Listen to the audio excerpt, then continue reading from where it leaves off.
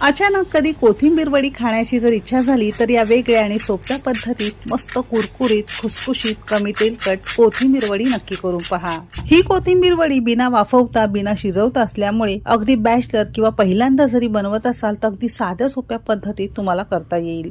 अशी कोथिंबीर वडी एकदा जर बनवून ठेवली की अगदी 15 ते 20 दिवस स्टोर करून खाऊ शकता।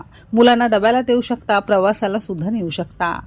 चला तर मग वेळ न घालवता रेसिपीला सुरुवात करूया। कुरकुरीत कमी तेलकट टिकाऊ कोथिंबीर वडी बनवण्यासाठी सगळ्यात पहिल्यांदा इथे आपण एक मध्यम आकाराची आणि वजनी म्हणाल तर साधारणतः 200 ग्राम प्रमाणात हिरवीगार टवटवीत कोथिंबीर घेतलेली आहे। सगळ्यात पहिल्यांदा देठांचा भाग काढून घेतलेला आहे आणि सगळ्यात पहिल्यांदा आपल्याला ही स्वच्छ धुवून घ्यायचं आहे।